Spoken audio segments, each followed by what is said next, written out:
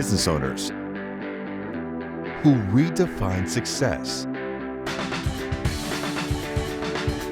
who invest in people, who give back to their community, are not simply business owners. They are SD Metro business rock stars.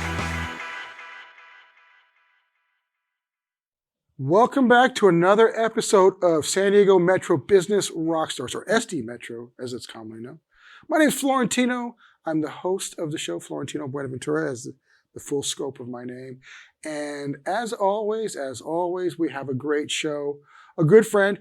Reason why we're connected here, because he's partners with these guys at SD Metro. It is Brad Weber from Local Umbrella Media.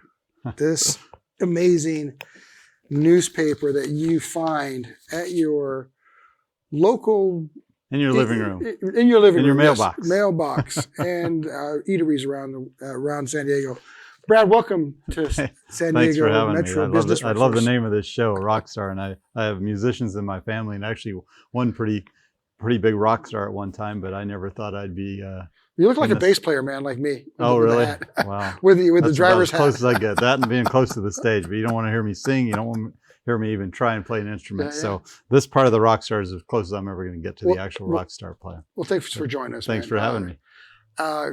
We've appreciated you from SD Vodcast. We appreciate you working with us. You've been a great partner and a rock star, because it's like the show is been all about. It's more than just doing business for a bottom line. It's about doing good business to build a community.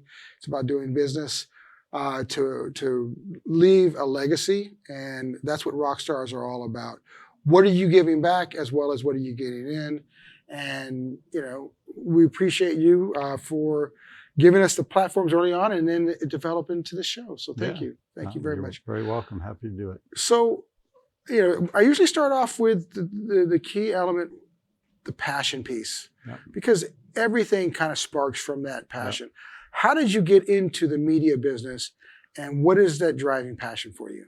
Well, I've been in the media business ever since I got out of college, and I was just started as a sales job, and I kind of took a liking to it. And once you get into it, it's hard to get out of it. Yeah. But I've done that for a long time. But what was the sales? What were you doing sales for? Oh my gosh. When I started out, I was really shy, and I grew up on a farm in the middle of nowhere, and I went to college at a big university in Colorado, and I was still shy. I was shell shocked. I'd gotten all these people, and I'd never been out of my little bubble. And I was really shy. And so it went kind of all through college. And after college, I didn't really have a career path, even though I got my degree. But what do I do now? Yeah. But I felt uncomfortable. So I said, I'm just going to throw myself out there. I'm going to get a sales job of some kind. My first job was selling, believe it or not, water conditioners door to door. We would drive around at night, knock on doors, and try and do these presentations. That's a whole different kind of media. It's a whole different kind of 2-hour-long things. And you would do the whole presentation, and some people were just really unhappy to see you. It was snowing and blizzarding. I did that for about 3 months, and I made no money. I sold a few things, but I wasn't paid very well. Yeah. But it kind of got me out of my shell, and I thought, people are pretty cool. I like talking to people, and I like learning about people. And so then one of the people that worked with me had his own publishing company doing maps. We did maps all over the Western United States with ski resorts and really, all the Colorado resorts and Sun Valley and Lake Tahoe. It was great. We'd drive into town for 2 or 3 weeks, and it was great. We'd trade out a hotel so we had a place to stay, we had a place to eat, we had a golf course, and we'd spend 2 weeks in town and go around to talk to people. And again, it got me. People are pretty cool no matter where you go. If you look for the good people, it's not the big scary world out there. Just connect with people and learn about them, ask questions. And sales, that's really what it's about. Find out what they're missing, what they get into, what would change their business or themselves personally. Sometimes it's ego. Sometimes they need to get business the next week. So it got me out there, and I've just stayed in the business forever. Locally here, what I did was we started these newspapers. It kind of came out of a need, my own need. I bought a little business in Normal Heights, where I live, down on Adams Avenue. It was a mailbox store, and I wanted to promote it. And it's a very hyper-local area that people either drive there a short drive, or they walk there, they ride their bicycle there to pick up their mail, and they go home. I looked around San Diego and called some of the other publications. We weren't going to do TV or radio because the scope is too large, Too broad, yeah. and it's too expensive, obviously. Yes. So I couldn't find a solution, and I called North Park News, a little newspaper in North Park that was been around for 20 some years. And I called the publisher and asked if I could advertise, and he said, "Didn't you read the date on that paper? That paper's 3 months old. We're out of business. Print is dead. We can't make any money in this business." So I told him my background. We kind of got along, and we had lunch, and I walked out with a newspaper. So I had a new business that I knew nothing about, and I had a new publication that I really didn't know that much about either, because I was more in a print sales end of it. But anyway, it solved my problem. I just changed the name of the paper, and I put Adams Avenue News on the cover with the same content because it was closer. Yeah. Mailed it around my location because I've always believed in direct mail. And people loved it. They came into the store and said, "Geez, we saw the sign, but we didn't know what you did. It's so cool. We have our own little paper again. We used to have one 15 years ago, but it's kind of cool that it's back." And it kind of got my juices flowing. I kind of got back into it. So this is fun. And my original intent was just to go sell some advertising, some other businesses, so I could pay for my own advertising for my store. And so I started going to networking events and things like that, and meeting some other businesses. And I met a real estate agent. And I'm in direct mail. I do printing and direct mail. That's always been the main part of my business. So for other people, like if you wanted to send a postcard out to people, we could do that whole thing. So I asked this young lady, and she was a pretty big hitter, what she does for her marketing. And she says, "I send postcards every month." And I said, "How many?" She says, "About 3,000. I asked her how much it cost, or I guessed how much it cost. And I said, "What would you think if you could sponsor a newspaper like the one I'm doing here? And I wouldn't talk to any other real estate agents. It would be yours, and it could replace your postcard. But you'd get this whole thing. You could write an article about it. You could put, ads all over it, whatever you needed, and it'll be more powerful, I thought, than a postcard." And so anyway, she said, "Let's try it for 3 months. Sounds like a good idea." And so she helped me get some advertisers, and I got my own little newspaper started. And anyway, we do about 27 areas here in San Diego right now. We've just expanded to Palm Desert. So it's a long answer to your short question, but kind of gave you the whole background of where I started and where I got to today. So cool. Yeah. I've known you for a long while. I didn't know that story though. That's yeah. A lot of people that know me know that story. So you got this newspaper started, or newspapers, really, because they're different content in each neighborhood paper, because there's different people, businesses, different stories. Yeah. So that's start off with one neighborhood. Now you got 27 plus Palm Springs. Yeah, you have to solve a problem for people, and the problem for the realtor was, they've done it for years. They call it farming in real estate, and farming basically is you pick out a plot of land just like a farm, and you plant seeds. And some of those seeds are, knocking on a door, leaving a notepad on the door, maybe throwing a parade or a garage sale. A big way to do it is sending a postcard every month to everybody in the community. "Hi, I'm Brad the Realtor," and pretty soon when people buy or want to buy or move, they're going to remember that name, and they'll call them, and you'll get a listing or a sale out of it. I just thought this was a better way, because I know what I do with postcards. In direct mail, they call it the mailbox moment, and that's, everybody kind of gets it. You go to your mailbox, you go to the trash can, you throw away the junk, and you keep the rest, right? Well, it's important, because when you realize, one of the big things is that you spotlight a lot of great companies and leaders in those areas, whether it be a business or even in people. Like, let's take this one here. That's a realtor on the cover there. Yeah. You've got Aging Well, San Diego's going to be inside. Then you've got a great realtor that really serves his area with Brian. And it's important for people to know who their world is, because we don't, we don't talk to the people next door anymore. Very rarely are we, communitizing like we once did. So this is a great way to know who's in our community. And I've always thought that was something really powerful, that you're paying back to the community. Tell us about how you pick people for the covers, and what does that mean for these businesses as they grow? Well, we do a lot of different types of covers. Sometimes we feature a nonprofit, sometimes we feature a real estate agent, and that's back to what I was talking about. Is instead of sending a postcard, if you sent that instead of a postcard. Number one, we go to places where people love where they live. There's a lot of them in San Diego, fortunately, and usually it's a place America's where you'll see finest people. Yeah, you'll see people with a T-shirt on, like I was in Normal Heights, and people, I wore a Normal Heights T-shirt. Kensington, right across the bridge, wore a Kensington T-shirt. Yeah. So we put the name of the community on the cover, bold letters. And we put something about the community on the cover. Like you said, it might be a local realtor, it might be a local business, a new business, it might be some kid doing something cool in the area. Yeah. It's all good news. We don't do investigative journalism or anything like that. But when people get it in the mail, it's the mailbox moment again. They go to the mailbox and they get a newspaper. It says, name of my community. I love my community. There's something about the community on the cover. Mm-hmm. And so they get it. It gets in direct mail. If you can get past the trash can, I hate to say it this way, you've won the war. Yeah. Because you can get into people's living room, they're going to look at it longer and they're going to stay with it and they're going to look forward to getting it over and over again. So it's proven its worth. I mean, it works. They're all monthly and we do a lot of them. And we just like to celebrate, rock stars. Local businesses doing something good, a new business, like I said, a kid doing something at school or for somebody else. And we don't do, it's not bad news. I like to say we don't like to make people cringe. Yeah. We don't want them reading the paper and say, God, I hate that person, or that's terrible that happened. I don't watch, for all my friends that are news anchors, I just don't watch news anymore because it's negative a lot. Quite often it's, this politician's done this, people have done bad against other people, and it just, we deal with that, a lot of that stuff in our lives. So it does work. Negative news does work. It gets eyeballs. It gets dirty laundry or blood and guts, whatever they want to call it. People want to know what they need to be aware of. Exactly. That's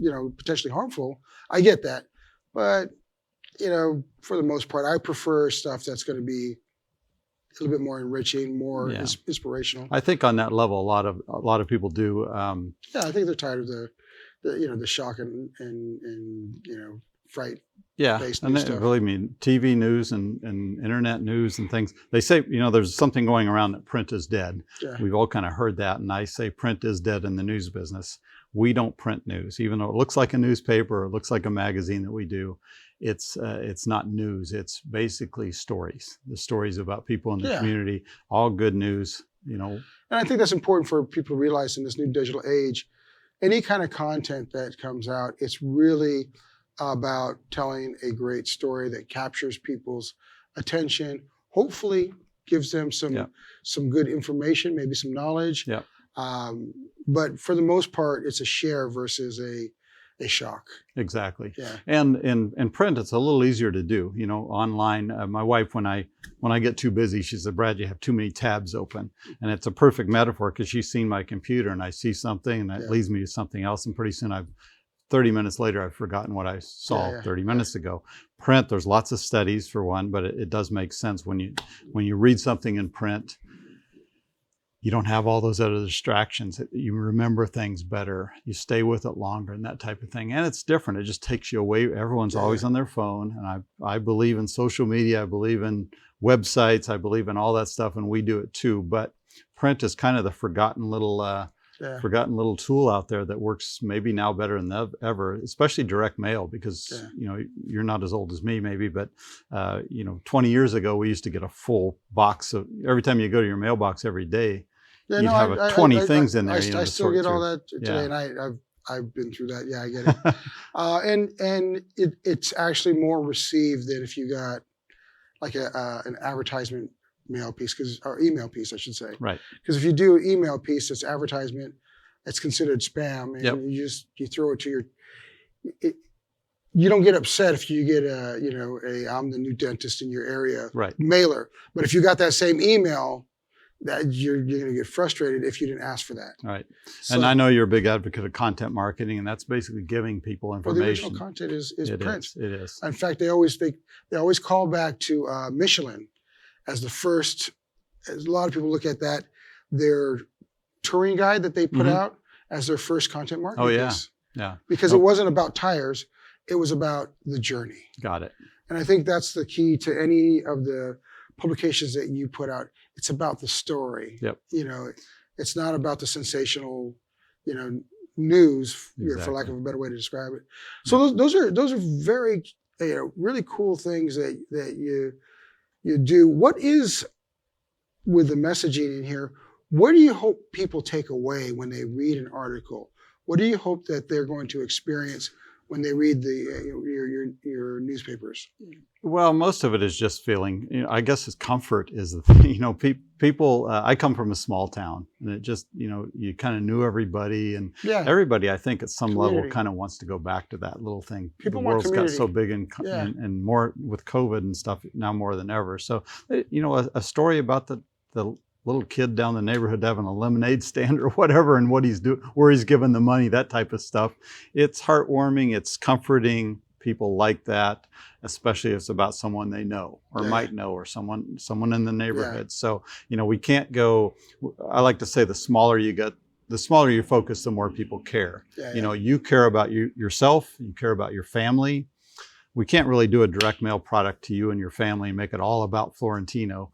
But in your community, we can make it all about your community. And that's kind of the next step up. So if you read something, again, if you get it in the mailbox, you take it in your home and you read it, and it's about your community, you're bound to open it and look at it. And that's why our open rate and readership rate's really high. People see it and they don't just throw it in the trash right away. Some obviously keep it longer. And it's about being connected, right? What's that? About being it's connected. About being connected, yeah. And also for our advertisers, like the realtors, I call it, there's a way you judge, or easy way to judge a person, they say, is how they enter a room. Some people enter a room and say, "Here I am," and some people enter a room and say, "There you are." And so I call it "There you are" marketing versus "Here I am" marketing. The traditional postcards are, "Hi, I'm Brad, the greatest realtor. Buy from me," or "the greatest pizza," or "the greatest whatever, plumber," or whatever. This is kind of a gift to you, gift to the community from me. Here's some great content. Maybe it's brought by the local realtor, but he's not gloating, touting him or herself. He's giving a gift to the community. Hey, I'm part of the community. I care about you. And I'm providing some information. Just a fun read. With content marketing, that's the number one thing is you're giving them something of value for their time. Got it. And for their attention. Exactly. So the content's important. The other key word is authority. It's, you can see a lot. It's really easy to put a website up. It's really easy to put a bunch of social media posts, and everybody does it. But if you get your picture on the front of a publication that's held in a home, or you can leave it in your office or take it around with you. Realtors can give them away at open houses. It just gives you that authority, like, who is this person? I just had a cool story. I did this article about, he was an essential oils person, wellness person in Pacific Beach. And we did a cover story about him. And he sent it out, and he coaches Little League. And he said, I called one of the moms to arrange, who's going to pick up who for the whatever they do when you do that. And she goes, "Oh my gosh, Danny wants your autograph. He saw this thing in the mail. And how did Coach Dave get on the cover of a newspaper?"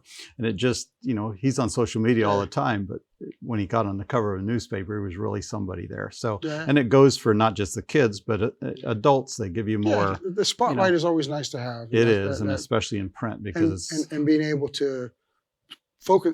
You're not usually getting the spotlight you get, right? Right now we're spotlighting you, but you're usually the person that spotlights people. So I think that is a very call for the community, and obviously you focus in on the local here. Because we're coming to that time frame here, I want to cover one thing that I've been asking everybody. I'm going to do two things. We're going to do two things. First thing is, what does being a business rock star mean to you? So that's the first thing. And then the second thing is, what advice could you give aspiring business rock stars? What's a rock star mean to me? I think solving giving people solving problems. I mean, every business has a problem, and marketing, that's my specialty. Marketing's a big problem for people. Number one, it's very mysterious. They say, half of your advertising works. You just don't know how much. 50% works. You just don't know which 50%. So everybody needs different things in their business. For instance, size-wise, I mean, if you're a coffee shop in where do you, Mira Mesa, wherever. Rancho Penasquitos, close by. Penasquitos, okay. If you're a coffee shop in Penasquitos, like my business, only want to reach these few people, we can offer that solution for them. You can get the message, you can enter the living rooms of all these people right away, same day. Everybody in the community is going to get your message. If you're a construction person or a home improvement or something, want to reach the whole county, we can solve that problem too. So solving marketing problems is our biggest, I mean, that's what we get paid for. Very cool. Very cool. Yeah. And what do you give as advice to someone? Gosh, that's a tough one. There's so much advice to give. I think the number one thing is do what you love. You hear that all the time, but I actually, believe it or not, love this stuff, and it kind of turns me on, and it's fun to solve problems and make people famous and all that stuff. I get a lot of feedback from this is just like the story I told you. So do what you love and stick with it. There's in sales, there's an analogy, an airplane analogy. When you start something, you better, when an airplane takes off, almost all the fuel is used up before they get airborne. So if you start coasting and try and save fuel before you get airborne, you're never going to get off the ground. So it's kind of the same if you're starting a business. You got to put everything into it. You just got to live it and give up everything else for a while. Once you get up there, it can get a lot easier. You can kind of coast and give it some gas and stuff. But if you don't give it all when you first start, you're never going to get airborne. Because it's tough. I mean, it's tough in California. It's tough everywhere. Pick something you love or you'll never stick with it, and then give it all you got. Yeah, once you do that, then you could go out and ride the horses, right? There you go. Well, hey, folks, this has been SD Metro Business Rockstars. My name is Florentino Buenaventura. I'm with Brad Weber from Local Umbrella Media, and he's been a great partner. And we really appreciated all the things that you bring to the community. So if you want to be a SD Metro Business Rockstar, we are looking for stories. We're looking for people to share with us what their experience is, and we'll be able to amplify it and share it out to all of our viewers, listeners, because it's both a video, a vodcast, and a podcast. And so you'll see in the below me, there's going to be the URL on where you can sign up and send us your information. Tell us about yourself. Tell us about what you're doing in the community, and we will invite you on board if it fits with what we're looking for. So with that said, I just want to thank all of our folks, SD, with Local Umbrella Media. I want to thank Brad for helping bring this show together. Our friends, Bob and all the crew over there, Manny, over at the print side of the house, where they're doing great things, and they've got the newsletter. So sign up at San Diego Metro.com, because we're known as SD Metro, but the URL is San Diego Metro.com. Go over there. Also, last but not least, every month we are doing events where we're giving back to the community. And this coming month of March, we're going to be doing a seminar on content marketing. I'll be directing that one, but they're going to change up every month. We're going to have different guest speakers, and these are going to be free, at least for the meantime. And we want to invite you folks out. That link is in the description of the show. So we appreciate you guys. Thank you for tuning in. Make sure that you check out the next SD Business Metro Rockstars. We're out of here.